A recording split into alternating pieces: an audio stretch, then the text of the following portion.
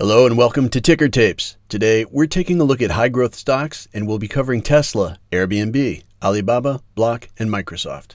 The Invesco S&P 500 Pure Growth ETF is down by 15.64% year-to-date and has made 9 new lows in that time frame.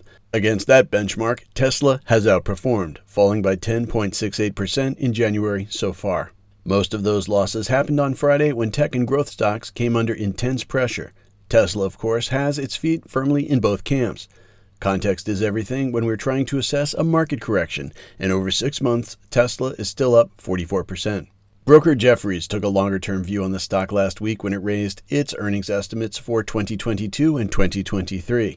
Jefferies has a $1,400 price target and a buy recommendation of Tesla. Piper Sandler is also positive on Tesla, saying that the EV maker will continue to exceed profitability expectations and has a $1,300 price target. Airbnb also held up well last week, falling by just 5.58%. An impressive performance when we consider how hard other tech names were being hit, and all the more so given the fact that the stock was downgraded at brokers Gordon Haskett and Piper Sandler last week. Both brokers see growth headwinds as COVID dissipates, but feel it may take some time. Alibaba sold off 6.2% last week and is now down by 30.5% over the last quarter. Sentiment towards Chinese tech stocks took another dent on Friday as press reports suggested that Jack Ma's Ant Group, an affiliate of Alibaba's, had been implicated in a corruption scandal involving payments to the brother of a high-ranking Communist Party official. The authorities in China have been cracking down on big tech companies and their owners, and a corruption scandal would give Beijing another stick to beat them with, and it would also play well to the gallery as President Xi seeks to cement his long-term authority.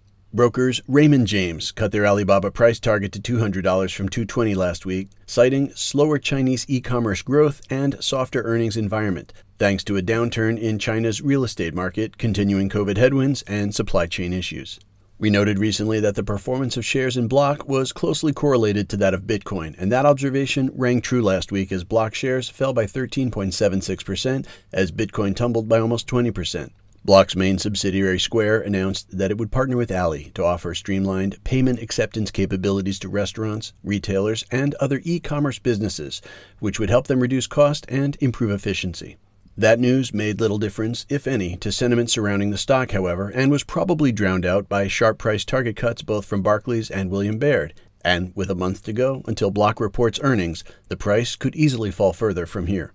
Microsoft earnings are due out this week, and the stock held up well ahead of the numbers even as the wider market sold off around it, falling by just 2.88% over the last 7 days. Microsoft announced the proposed purchase of gaming software maker Activision Blizzard for $75 billion, a deal that would put Microsoft in a strong position in the lucrative gaming market as it starts to transition to the cloud and away from shop-bought gaming titles. $75 billion is a huge sum of money, but in terms of Microsoft's market cap and balance sheet, it's little more than a bolt-on acquisition.